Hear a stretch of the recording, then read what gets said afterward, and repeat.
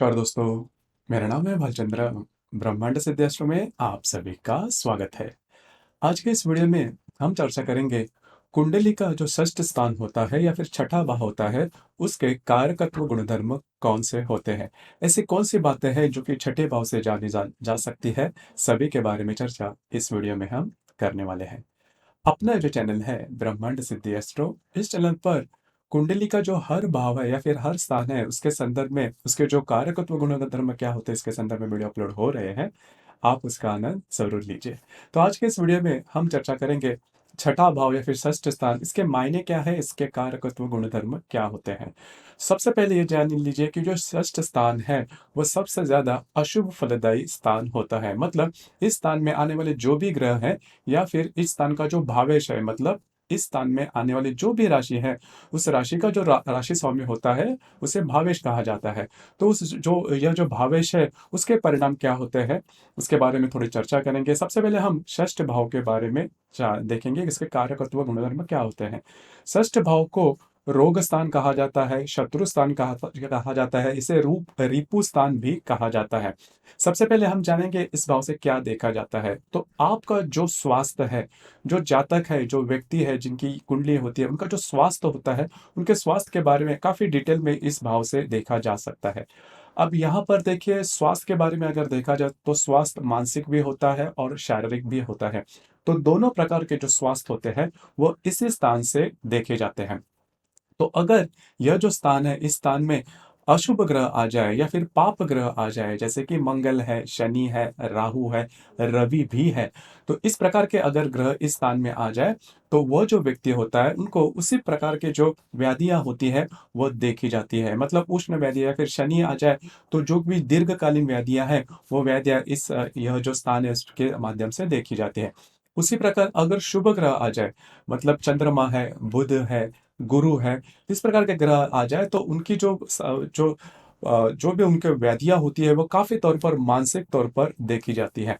तो यह जो स्थान होता है इसे रिपु स्थान कहा जाता है, इसे रोग स्थान कहा जाता है। जो व्यक्ति होता है उन व्यक्तियों का रोगों के प्रति जो लड़ने की जो ताकत होती है वो भी इसी स्थान से देखी जाती है। जैसे कि जो प्रथम स्थान है वो व्यक्ति का पोषण करने वाला स्थान है। जैसे कि हमने प्रथम भाव में देखा था कि प्रथम भाव में जो व्यक्ति होता है उनका संपूर्ण जो व्यक्तित्व होता है वो देखा जाता है। उनकी जो शारीरिक जो भी बातें हैं उस वो भी देखी जाती है। और षष्ठ भाव से देखा जाता है कि इस व्यक्ति को जो होने वाली व्याधियां हैं वो किस प्रकार की होगी। देखिए, इस भाव का जो भावेश होता है वो सबसे ज्यादा अशुभ फलदायी होता है। तो ये बात जान लेना काफी ज्यादा आवश्यक होता है। ये बात बहुत ज्यादा महत्वपूर्ण भी हो जाती है। किसी भी प्रकार की जो व्याधियां होती है वो इस भाव से देखी जा सकती है। रोगों से लड़ने वाली जो शक्ति होती है वो भी इस भाव से देखी जाती है। जो व्यक्ति होता है उसे होने वाले हर प्रकार की व्याधियां, कई व्यक्तियों को न्यूरॉन्स से रिलेटेड जो व्याधियां होती है, कई जो व्यक्ति होते हैं उनको जो ब्लड से रिलेटेड जो भी व्याधियां होती है वो देखी जाती है। कई व्यक्तियों को पेट या जो बोन्स वगैरह होते हैं उनसे रिलेटेड जो भी व्याधियां है वो देख, करीबन हर प्रकार की व्याधियां ये जो स्थान है उससे देखी जाती है। मतलब इस स्थान से आपका जो भी शारीरिक और मानसिक जो व्याधियां हैं वो देखी जाती है या फिर उसके बारे में प्रमाण कर सकते हैं। उसी प्रकार इस स्थान से आपका अशुभ हो या फिर जिसे शत्रु कहते हैं, वो जो शत्रु, इसे शत्रु स्थान भी कहा जाता है। तो आपके ऑपोज में जाने वाले, आपके विरोध में जाने वाले जो लोग हैं उनके बारे में भी इस स्थान से देखा जाता है।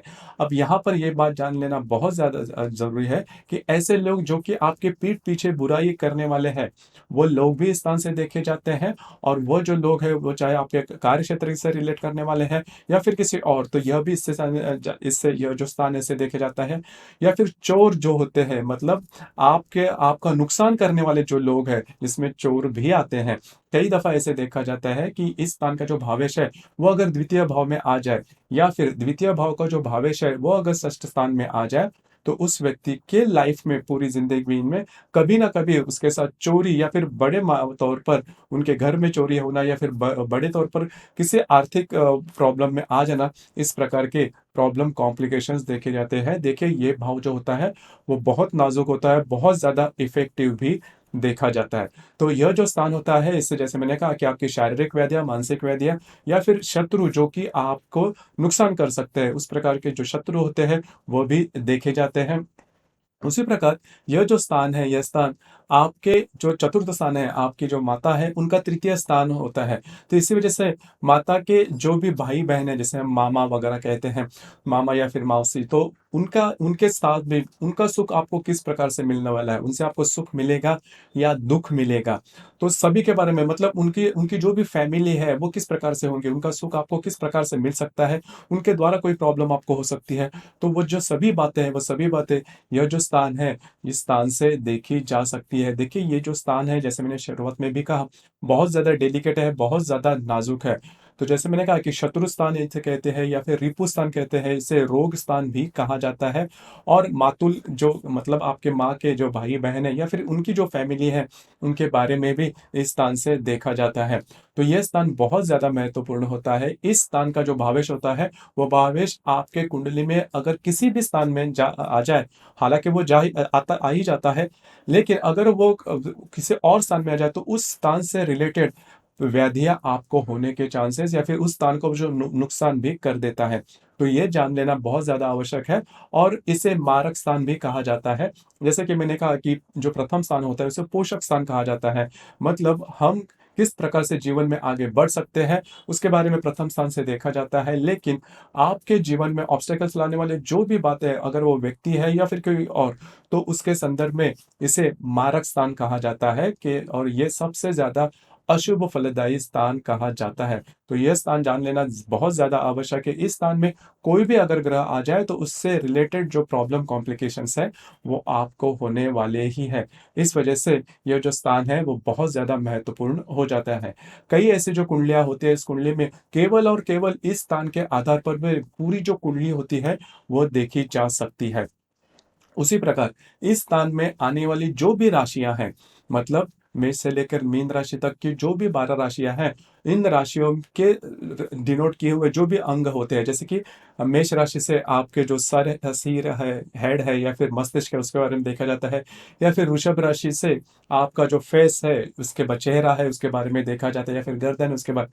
तो यह जो राशियां है, किसी भी प्रकार की राशियां इस स्थान में अगर आती है, हालांकि कोई ना कोई तो राशि इस स्थान में आती ही है, तो उससे रिलेटेड आपको जीवन में कभी ना कभी प्रॉब्लम होती है और वो थोड़ी मेजर भी होती है। यही इस स्थान की बहुत ज़्यादा स्पेशलिटी होती है।